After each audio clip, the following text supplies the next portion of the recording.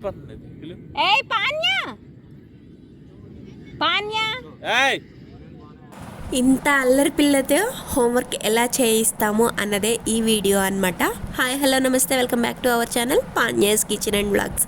ఎలా ఉన్నారండి మీరందరూ? నేనైతే బాగున్నాను, మీరందరూ కూడా బాగుండాలనే కోరుకుంటున్నాను. ఐ హోప్ మీరంతా బాగున్నారనే అనుకుంటున్నాను. ఎందుకంటే సీజన్స్ చేంజ్ అయింది కదా, చేంజ్ అయినప్పటి నుంచి కోల్డ్ కఫ్ ఫీవరు ఆల్రెడీ మా ఇంట్లోనే మేము కోల్డ్ కఫ్ ఫీవర్తో సఫర్ అయ్యి కొంచెం ఇప్పుడు బెటర్గా ఫీల్ అవుతున్నాం అనమాట. అంటే రికవర్ అయ్యాము. ఇంత అల్లరి పిల్ల ఇంట్లో హోంవర్క్ ఎలా చేస్తుంది అన్నదే ఈ వీడియో అన్నమాట. అయితే పిల్లల్ని ఎక్కువ బయటికి తీసుకెళ్తూ ఉండాలి అంటే చాలా కష్టము, కానీ మనకి టైం దొరికినప్పుడల్లా బయటికి తీసుకెళ్ళాలి. ఎందుకంటే ఈ మధ్య ఇంట్లోనే ఉంచి వాళ్ళకి బయట ప్రపంచం ఎలా ఉంటుందో అనేది మనమే వాళ్ళకి తెలియనివ్వట్లేదు అనిపిస్తుంది అనమాట. మాకు కుదిరినప్పుడల్లా పాపను బయటికి తీసుకెళ్తాము. తను కూడా అంతే ఇదిగా ఆడుకుంటుంది. అలా ఫిజికల్ యాక్టివిటీ ఎక్సర్సైజు ఉంటేనే పిల్లలు చాలా చురుకుగా తయారవుతారు. ఇక ఇంట్లో హోంవర్క్ సంగతి వచ్చేస్తే తనంతటి తనే చేస్తుందండి. అంటే ఇది స్పెషల్గా చెప్పుకోవాల్సింది ఏం కాదు, పిల్లలందరూ అలాగే చేస్తారు. కాకపోతే మా ఇంట్లో ఎలా చేస్తుంది పాప అనేది నేను చెప్తాను. ఇక్కడ నేను ఒక విషయం చెప్తాను. మా పాపని వేరే వాళ్ళ పిల్లలతో అస్సలు పోల్చను, నేను అస్సలు కంపేర్ చేయను. ఎందుకంటే ఎవరికి ఉండే స్పెషల్ టాలెంట్ వాళ్ళకు ఉంటుంది. ఇంకా ఒక డబల్ రెట్లు మా పాప యాక్టివ్గా ఉంటుందని నేను స్ట్రాంగ్గా చెప్పగలను. ఎందుకంటే మనం యాక్టివ్గా మన పిల్లల్ని మనం ఆడించగలిగితేనే వాళ్ళు కూడా చాలా యాక్టివ్గా ఉంటారు. మనం మన పనుల్లో పడిపోయి వాళ్ళతో క్వాలిటీ టైం స్పెండ్ చేయలేకమనుకోండి, వాళ్ళు కూడా డల్గా ఇన్యాక్టివ్గా ఏదో కోల్పోయిన వాళ్ళకు మళ్ళీ ఉంటూ ఉంటారు. బట్ ఇదంతా నేను ఎందుకు చెప్తున్నానంటే నా సరౌండింగ్స్లోనే చిన్నపిల్లలు ఉన్నవాళ్ళు ఉన్నారు. బట్ వాళ్ళు వాళ్ళ పిల్లలతో ఆడుకున్నంత టైం ఆడుకుంటారు. తర్వాత ఏదో కోల్పోయిన వాళ్ళకి వెళ్తే ఒక టీవీకి ఒక ఫోన్కి ఎడిక్ట్ అయిపోవటం ఇలాంటివి చేస్తూ ఉన్న వాళ్ళు కూడా ఉన్నారు. పిల్లల్ని అయితే అలా ఉంచకూడదండి. మా పాప కూడా ఫోన్ చూస్తుంది, స్క్రీన్ చూస్తుంది. బట్ అది ఎంతవరకు అన్నదే మనం అనలైజ్ చేసుకోవాలన్నమాట. ఇక హోంవర్క్ అయితే బలవంతంగా కూర్చోబెట్టి చేయించాలి అంటే ఇక కత్తి మీద సాములాగానే ఉంటుంది, అస్సలు చెయ్యదు. తనకి ఇంట్రెస్ట్ వస్తే మాత్రం ఎవరు చెప్పినా కానీ అస్సలు వద్దు అన్నా కానీ తను రాసినంత వరకు పెన్ను తీసి పక్కన పెట్టదనమాట. అలా ఉంటుంది. ఒక్కొక్క టైంలో అస్సలు సతాయిచ్చేస్తుంది. మనం రాయి రేపొద్దున మ్యామ్ అరుస్తారు హోంవర్క్ ఉంది అని చెప్పినా కానీ తను అసలు బుక్ మీద పెన్ను కూడా పెట్టదు. అలా ఉంటుంది అనమాట. ఇంకా మా పాప అందరితో చాలా కలుపుగోలుతనంగా ఉంటుంది. చాలామంది బయటికి వెళ్ళినప్పుడు బట్ ఈమెను చూసి వాళ్ళు కొంచెం హ్యాపీగా ఫీల్ అవుతున్నట్టుగా అలా కూడా ఉంటుంది అనమాట. అలా ఉండాలి. అలా ఉంటే ఇలాంటి చిన్నపిల్లల్ని చూస్తేనే కదండి మనం చిన్న బాధలు ఇవన్నీ మర్చిపోతూ ఉండేది. ఇక మా పాపకి 1 వీక్ నుంచి ఫీవర్ కదా, నాకైతే మస్తు భయం వేసింది. ఎందుకంటే ఇప్పుడు ఈ మధ్య చాలా ఎక్కువైపోయినాయి ఫీవర్లు, వైరల్ ఫీవర్లు ఎక్కువైపోయినాయి. కాకపోతే ఈమెకి ఎప్పుడు ఒక వారం అట్లా ఉండేది.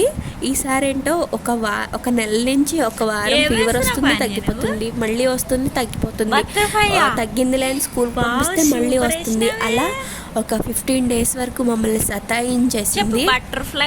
ఇంకా ఇట్లా అయితే కాదు అని ఇంట్లోనే ఉంచేసి మెడిసిన్ అది వేస్తూ కొంచెం బాగా తగ్గిందాక ఇంట్లో ఉంచేసి ఇలా ఇంట్లోనే పాత క్లాసెస్ జరిగినాయి అన్ని హోంవర్క్ చేయించాను అనమాట. హోంవర్క్తో పాటు మా పాప ఏది తనకి ఇంట్రెస్ట్గా చేస్తుంది అని అబ్జర్వ్ చేసుకుంటే డ్రాయింగ్ చేస్తుంది. అంటే ఏదన్నా డ్రా చేయటం అంటే చాలా ఇష్టంగా చేస్తుందన్నమాట.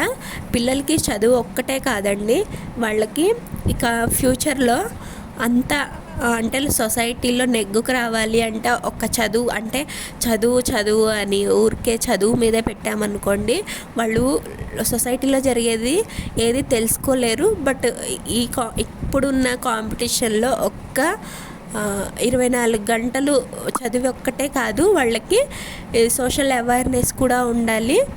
అలాంటప్పుడు మనం పిల్లల్ని ఇంట్లోనే పెట్టేసి బయట ప్రపంచం తెలియకుండా ఇంట్లోనే ఉంచేసామనుకోండి, వాళ్ళకి అసలు నేర్చుకునేది కూడా ఏది ఉండదన్నమాట. అంటే ఈ చిన్నతనం నుంచే కాదు, ఇప్పుడు చాలామంది పేరెంట్స్ వాళ్ళకి టైం లేకనో ఏమో కానీ బయటికి పిల్లల్ని తీసుకెళ్ళటం ఇట్లాంటివి అసలు ఏం స్కూల్లో టీచర్తో ఎలా ఉంటుంది, పిల్లలతో ఎలా ఉంటుంది అని మొత్తం నేను ప్రతిదీ స్కూల్లో అడిగి తెలుసుకుంటానన్నమాట. అంటే మన పిల్లలు ఎలా డెవలప్ అవుతూ ఉన్నారు ఏంటి అని నేనంతా తెలుసుకుంటాను. ఇక్కడ మా పాప మేం చెప్పనవసరం లేదు, మనం చేసే పనులు తను చూసి ఇలాంటివన్నీ నేర్చుకుంటుంది అనమాట. అంటే ఈ పనులు చేయటం తప్పు అని నేను చెప్పనండి, ప్రతిదీ నేర్చుకోవాలి. ప్రతిదీ నేర్చుకుంటేనే ఆడపిల్ల ఏదైనా సరే సాధించగలదన్నమాట. అంటే ఇంట్లో పనులు చేసినంత మాత్రం ఏదైనా సాధించేదాన్ని కాదు.